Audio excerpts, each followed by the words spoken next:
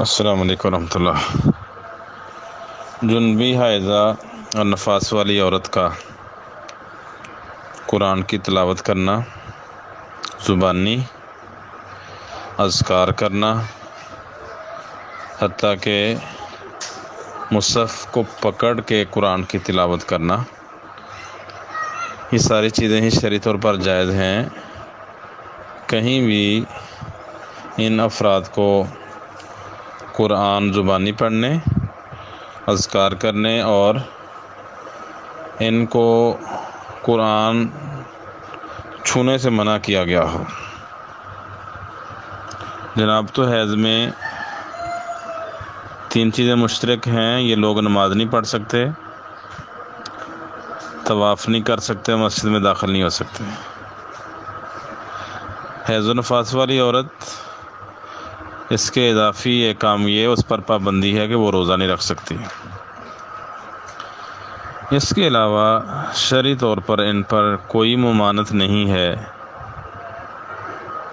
کیونکہ ان کا جسم پاک ہی ہوتا ہے، بس کچھ چیزوں سے منع کیا گیا ہے۔ ان کا ہاتھ جسم ناپاک نہیں ہوتا، کیونکہ جنبی کے ساتھ ہاتھ ملانا، حائضہ عورت کے ساتھ خاوند کا ایک گھر میں رہنا، ایک بستر پہ سونا، یہ ساری چیزیں جائز ہیں۔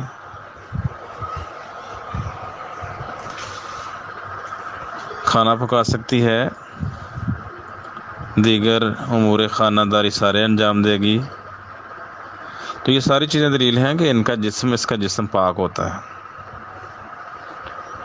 جس قدر ان کی طہارت متاثر ہوتی ہے اتنا ان کو عمل سے روک دیا گیا ہے۔ جن کاموں سے نہیں روکا گیا مطلب وہ کام ان کے لیے جائز ہیں۔ جنبی اور حائضہ اور نفاس والی عورت، ان کا جسم پاک ہوتا ہے، ہاتھ بھی پاک ہوتے ہیں۔ اس کی دلیل یہ، اس کے کچھ دلائل ہیں جو ہم بیان کریں گے۔ پہلی دلیل ہے صحیح بخاری میں حدیث نمبر 285 ہے۔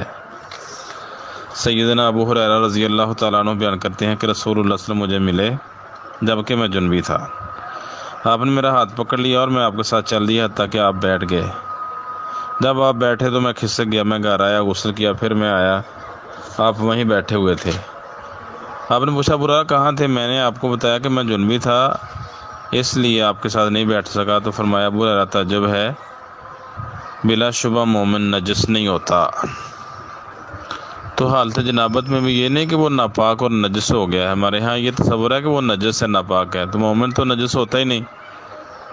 تو پھر اس سے پہلے کہ اللہ کے رسول نے ان کا ہاتھ پکڑا ہوا تھا، یہ نہیں تھا کہ تیرا ہاتھ کی وجہ سے میرے ہاتھ کی بھی طہارت متاثر ہوئی ہے، ایسی کوئی بات نہیں تھی، بلکہ آپ نے فرمایا مومن تو نجس ہوتا ہی نہیں، تو آپ نے اتنی افراتفری مچا دی، ایسی کرنے کی ضرورت نہیں تھی۔ دوسری دلیل کہ حائضہ عورت کا جسم پاک ہوتا ہے، صحیح مسلم میں 299 نمبر روایت ہے۔ سیدنا ابو ہریرہ بیان کرتے ہیں کہ ایک مرتبہ رسول اللہ صلی اللہ علیہ وسلم مسجد میں تھے کہ آپ نے مسجد سے ہی فرمایا عائشہ مجھے کپڑا مسلح پکڑائیے۔ حضرت عائشہ نے کہا میں تو حائضہ ہوں۔ آپ نے فرمایا ان حیضتک لیست فی یدک، تیرا حیض تو تیرے ہاتھ میں نہیں ہے۔ پھر انہوں نے آپ کو مسلح پکڑایا۔ مطلب عورت کا ہاتھ پاک ہی ہوتا ہے، تو جب پاک ہاتھ کے ساتھ وہ مسلح پکڑا سکتی ہے تو پاک ہاتھ کے ساتھ قرآن پکڑنے میں کیا حرج ہے؟ ہمارے یہاں کچھ زیادہ احتیاط کہتے ہیں نہیں دستانے پہن کے پکڑ لے، تو یہاں یہ کوئی نہیں کہا کہ دستانہ پکڑ کے مجھے مسلح پکڑاؤ۔ اس سے اگلی روایت صحیح مسلم میں 297 نمبر روایت ہے۔ سیدہ عائشہ رضی اللہ تعالیٰ عنہ بیان کرتی ہیں کہ رسول اللہ صلی اللہ علیہ وسلم اپنا سر میرے قریب کرتے جبکہ میں اپنے حجرہ میں ہوتی، اور میں آپ کو کنگھی کرتی، میں حیض سے ہوتی تھی۔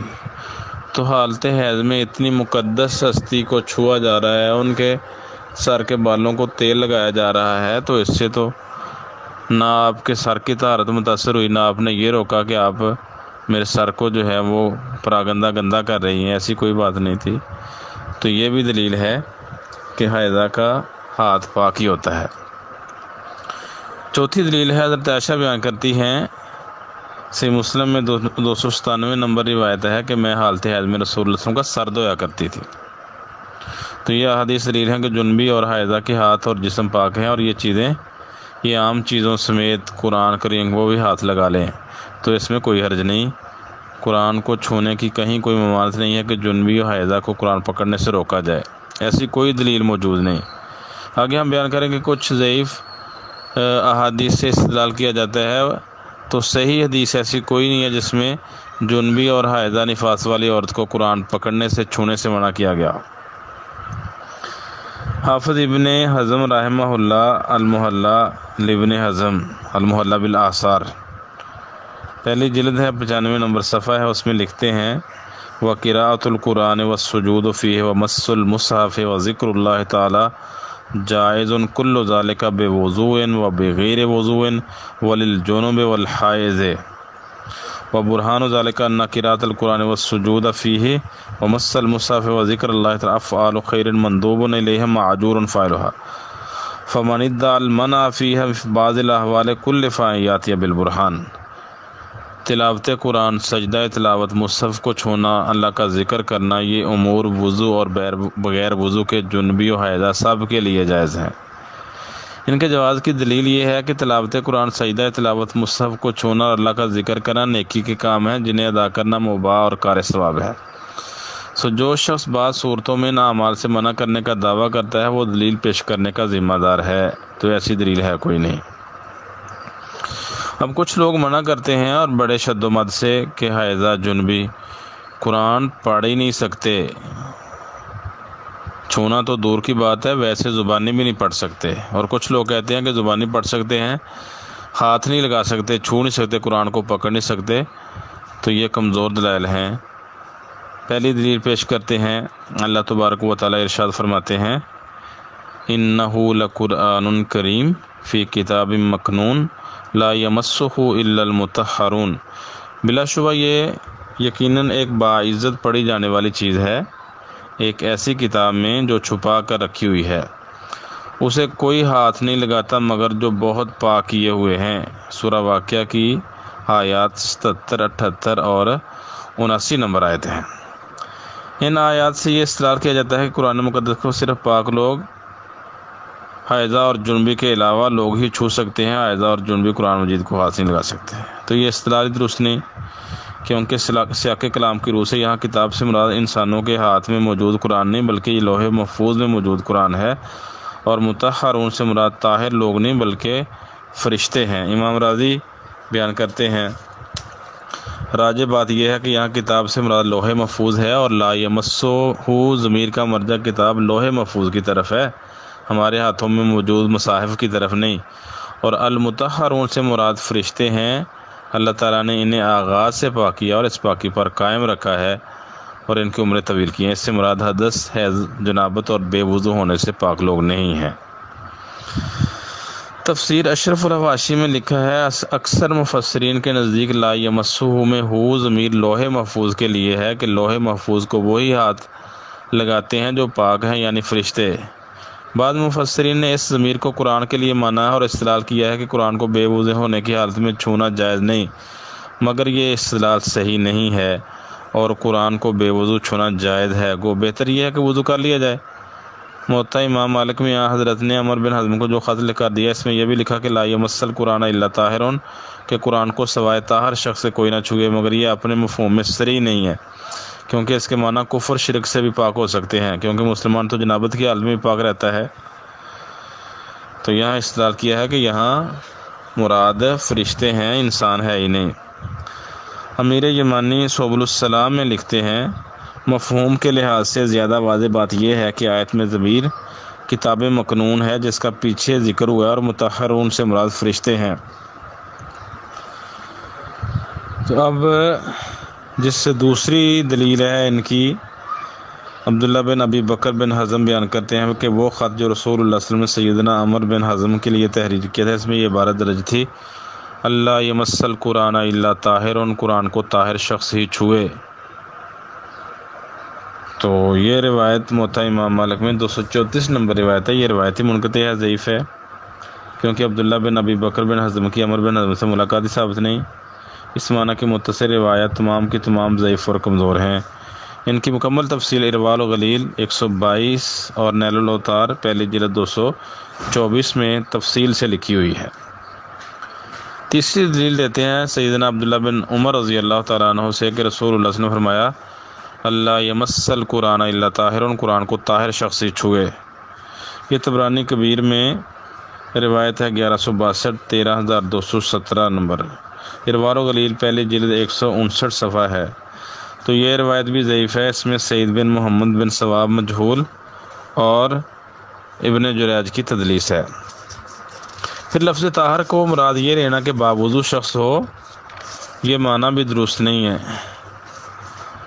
یہ ایک تو پیچھے آ گیا کہ یہ سندے ٹھیک نہیں ہے، دوسرا اس کو اطلاق کرنا کہ اس سے مراد باوضو شخص ہے، یہ مفہومی غلط ہے۔ امام شوکانی رحمہ اللہ نے نیل الاوطار میں وضاحت کی ہے کہ لفظ طاہر کا اطلاق 4 معنی پر ہوتا ہے۔ مومن پر لفظ طاہر کا پہلا اطلاق مومن شخص پر ہوتا ہے۔ اس کی دلیل اللہ کا یہ فرمانا انما المشرکون نجس، تو ثابت یہ ہوا کہ مومن مشرک نجس ہیں تو مومن پاک ہیں۔ دوسری دلیل یہ ہے کہ نبی صلی اللہ علیہ وسلم نے فرمایا کہ مومن نجس نہیں ہوتا، اس سے بھی پتہ چلا کہ مومن طاہر ہی ہے ہر حالت میں۔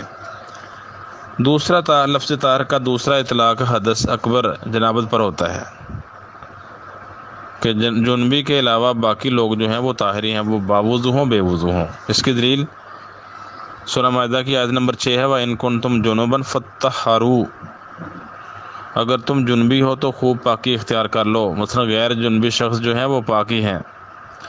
لفظ طاہر کا تیسرا اطلاق حدث اصغر بے وضو ہونے پر ہوتا ہے۔ اس کی دلیل یہ ہے کہ فرمایا ان موضوعوں کو رہنے دو، میں نے ان میں پاؤں داخل کیے تو پاؤں پاک تھے، پھر آپ نے ان پر مسح کیا، تو اس سے دلیل لی جاتی ہے کہ طاہر سے مراد باوضو شخص ہے۔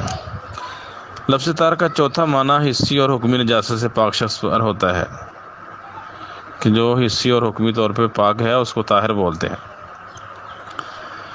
تو چونکہ لفظ طاہر کا اطلاق 4 معنی پر ہوتا ہے اور اسے کسی خاص معنی پر محمول کرنے کے لیے کسی شرعی دلیل کی ضرورت ہے جو ناپید ہے، اس لیے گزشتہ روایات صحیح بھی ہوں تو اس سے جنبی اور حائضہ کو قرآن پکڑنے سے روکنا ثابت ہی نہیں ہوتا، کیونکہ طاہر کا ایک مطلب مسلمان ہے، مشرک نجس ہیں، تو ہر مومن وہ جنبی ہو، عورتیں حائضہ یا نفاس والی ہوں، یہ ساری طاہر کے معنی میں آتی ہیں، تو اس لیے یہ دلیل بھی نہیں بنتی۔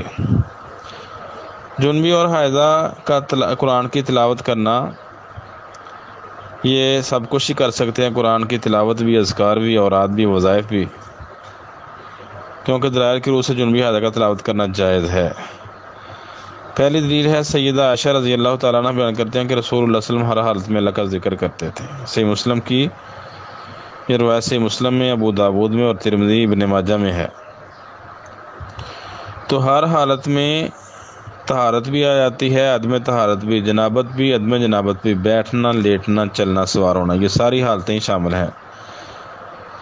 نیز تلاوت قرآن بھی ذکر کے کبیر میں سے ہے، سب سے بڑا ذکر تو قرآن ہی ہے۔ علامہ البانی رحمہ اللہ سلسلۃ الاحادیث سے صحیح ہے پہلی جلد 763 نمبر صفحہ میں لکھتے ہیں یہ حدیث جنبی کے تلاوت قرآن کے جواز کی دلیل ہے، کیونکہ قرآن بھی ذکر ہے، جیسا کہ ارشاد ہے ہم نے آپ پر ذکر نازل کیا۔ تو یہاں ذکر سے مراد قرآن ہے، چنانچہ آپ کا ہر وقت ذکر کرنا، اس میں جنبی بھی شامل ہے۔ دوسری دلیل ہے سیدنا عقبہ بن عامر بیان کرتے ہیں کہ رسول اللہ صلی اللہ علیہ وسلم نے نماز فجر میں معوذتین کی تلاوت کی اور مجھے فرمایا تو جب بھی سوئے یا بیدار ہو ان صورتوں کی تلاوت کر۔ یہ سنن کبریٰ نسائی میں 10725، عمل الیوم واللیلہ نسائی میں 889 نمبر روایت ہے۔ تو یہ حدیث دلیل ہے کہ جس نے فرمان نبی پر عمل کرنا ہو وہ نیند سے بیدار ہونے پر ان صورتوں کی تلاوت کرے گا، کیونکہ نیند سے بیدار ہونے کی کئی کیفیتیں ہوتی ہیں، کبھی انسان جنبی ہوتا ہے، کبھی غیر جنبی، تو جنبی ہوگا تو غیر جنبی ہوگا تو بے وضو ہوگا، تو بے وضو بھی پڑھ سکتا ہے، جنبی پڑھ سکتا ہے، عورت حائضہ ہے یا غیر حائضہ۔ جب انہوں نے رسول اللہ صلی اللہ علیہ وسلم کے اس حدیث پر عمل کرنا ہے تو سب کے لیے ہر حالت میں اس کا جواز دینا پڑے گا۔ تیسری دلیل ہے سیدنا عبداللہ بن عباس رضی اللہ تعالیٰ عنہ بیان کرتے ہیں آپ نماز تہجد کے لیے بیدار ہوئے، نیند دور کرنے کے لیے منہ پر ہاتھ پھیرا اور سورہ آل عمران کی آخری 10 آیتیں تلاوت کی۔ یہ صحیح بخاری میں 4570، صحیح مسلم میں 763 نمبر روایت ہے۔ یہ حدیث بھی دلیل ہے کہ جس شخص نے اس عمل میں نبی صلی اللہ علیہ وسلم کی اتباع کرنی ہے وہ جنابت و عدم جنابت ہر صورت میں اسے معمول بنائے گا، تابع حدیث نبوی پر عمل ہوگا۔ نیز امام بخاری رحمہ اللہ نے درج ذیل دلائل سے جنبی و حیضہ کے لیے تلاوت قرآن کو جائز قرار دیا ہے۔ تفسیر ملاحظہ کیجیے۔ وقال ابراہیم، امام بخاری صحیح بخاری میں لکھتے ہیں وقال ابراہیم لا باس ان تقرأ الآیہ، کوئی بندہ ایک آیت تلاوت کر لے، اس میں کوئی حرج نہیں۔ اور ابن عباس کہتے ہیں جنبی کے لیے قرات میں قرآن پڑھنے میں کوئی حرج نہیں ہے، اور نبی صلی اللہ تعالیٰ کا ہر وقت ذکر کیا کرتے تھے۔ اور ام عطیہ رضی اللہ تعالیٰ بیان کرتی ہیں کنا نؤمر ان یخرج الحیض فیکبرن بتکبیرہم ویدعون، ہمیں حکم ہوتا تھا کہ حیضہ عورتیں بھی نماز عید کے لیے نکلیں، وہ ان کی تکبیر کے ساتھ تکبیر کریں اور دعا کریں۔ اور ابن عباس رضی اللہ تعالیٰ عنہ بیان کرتے ہیں کہ نبی صلی اللہ علیہ وسلم نے ہرقل کیسر روم نے نبی صلی اللہ علیہ وسلم کا خط منگوایا اور پڑھا تو اس میں یہ لکھا ہوا تھا بسم اللہ الرحمن الرحیم قل یا اہل الکتاب تعالوا الی کلمۃ۔ اور عطا جابر سے بیان کرتے ہیں حضرت عائشہ حائضہ ہوگی فنسکت المناسک غیر الطواف بالبیت ولا تصلی، تو انہوں نے حج کے سارے مناسک ادا کیے سوائے بیت اللہ کا طواف کرنے کے اور نماز پڑھنے کے۔ تو ان دلائل سے امام بخاری رحمہ اللہ نے استدلال کیا ہے کہ جنبی بے وضو شخص قرآن کی تلاوت کر سکتے ہیں۔ پھر آگے کچھ روایات پیش کی جاتی ہیں جس سے کہتے ہیں کہ حائضہ اور جنبی نہ قرآن پڑھ سکتے ہیں نہ قرآن کو چھو سکتے ہیں۔ پہلی دلیل ہے عبداللہ بن عمر رضی اللہ تعالیٰ عنہ بیان کرتے ہیں کہ نبی صلی اللہ علیہ وسلم لا تقرأ الحائض ولا الجنوب شیئا من القرآن، حائضہ اور جنبی قرآن میں سے کچھ بھی تلاوت نہیں کر سکتے۔ یہ روایت جامع ترمذی میں 131، سنن ابن ماجہ میں 555-56، سنن بہقی میں پہلی جلد 461 نمبر صفحہ ہے، ارواء الغلیل میں حدیث نمبر 192۔ تو یہ روایت ہی ضعیف ہے، اس میں اسماعیل بن عیاش کی غیر شامیوں سے روایت ہے، اور اسماعیل بن عیاش غیر شامیوں سے روایت کریں تو یہ روایت ضعیف ہوتی ہے۔ اسی کے تحت علامہ البانی رحمہ اللہ نے اس کو ضعیف قرار دیا۔ امام بہقی بھی اس روایت کو نقل کرنے کے بعد کہتے ہیں کہ یہ روایت ضعیف ہے، اور امام ترمذی نے بھی اس روایت کو ضعیف ہی قرار دیا ہے۔ دوسری دلیل ہے صحیح سنن ابی داود میں 229، جامع ترمذی میں 146، سنن نسائی میں 266-67، سنن ابن ماجہ میں 594، مستدرک حاکم پہلی جلد 152، سنن بہقی پہلی جلد 88 نمبر صفحہ ہے، المنتقل ابن جارود میں 94، ارواء الغلیل میں 485 نمبر روایت ہے۔ اس میں علی رضی اللہ تعالیٰ عنہ بیان کرتے ہیں ان رسول اللہ صلی اللہ علیہ وسلم کان یخرج من الخلاء، رسول اللہ صلی اللہ علیہ وسلم بیت الخلاء سے نکلتے فیقرؤن القرآن ویأکل معنا اللحم ولم یکن یحجبہ او قال یحجزہ عن القرآن شیئا لیس الجنابۃ۔ رسول اللہ صلی اللہ علیہ وسلم بیت الخلاء سے نکلنے کے بعد بے وضو ہی ہمیں قرآن بھی پڑھاتے، ہمارے ساتھ گوشت بھی کھا لیتے۔ آپ کو قرآن سے کوئی چیز نہیں روکتی تھی سوائے جنابت کے کہ آپ جب جنبی ہوتے نہ قرآن پڑھتے نہ پڑھاتے۔ یہ روایت بھی ضعیف ہے، اور اس کے ضعف کی وجہ عبداللہ بن سلمہ المرادی مختلط راوی ہیں، اور اس سے روایت کرنے والے راوی نے بعد از اختلاط روایت کیا۔ ڈاکٹر بشار عواد عبداللہ بن سلمہ کے بارے میں لکھتے ہیں یہ ضعیف راوی ہے، شواہد کی بنیاد پہ یہ معتبر ہے، منفرد روایت قابل احتجاج نہیں۔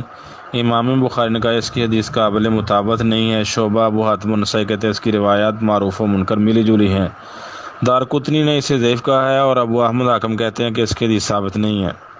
یہ تحریر تقریب و تہذیب میں عبارت لکھی ہوئی ہے۔ آگے یحییٰ بن المنتقى ابن جارود میں 94 نمبر حدیث کے تحت ہے کہ یحییٰ بن سعید کہتے ہیں امام شعبہ نے اس حدیث کے بارے میں بیان کیا کہ نعرف و ننکر، کہ عبداللہ بن سلمہ کی روایات کو ہم کچھ معروف ہیں کچھ منکر ہیں۔ کانا کابرہ حیث ادرکہ عمر، اور عمر جو راوی اس سے بیان کر رہا ہے انہوں نے اس کو اس وقت ان سے ملے تھے جب یہ بوڑھے ہو چکے تھے، اور بڑھاپے کے وقت یہ مختلط ہو چکے تھے۔ علامہ البانی بیان کرتے ہیں شعبہ بن حجاج کے الفاظ میں یہ اشارہ ہے کہ عبداللہ بن سلمہ آخری عمر میں ان کا حافظہ بگڑ گیا تھا، اور عمر بن مرہ نے ان سے اختلاط کی حالت میں حدیث سنی ہے۔ یہ صورتحال اس حدیث کو کمزور اور ضعیف قرار دیتی ہے، اور اس کی صراحت کے یہ کام میں نے کی ہے۔ یہ ارواء الغلیل میں دوسری جلد 241 نمبر صفحہ کے تحت لکھا ہے۔ امام خطابی بیان کرتے ہیں احمد بن حنبل جنبی کے لیے رخصت دیتے تھے کہ کوئی آیت پڑھ لے، اور اس حدیث کو وہ کمزور قرار دیتے تھے اور عبداللہ بن سلمہ کو ضعیف کہتے تھے۔ اس طرح کے اس محدثین نے اس کو ضعیف قرار دیا ہے۔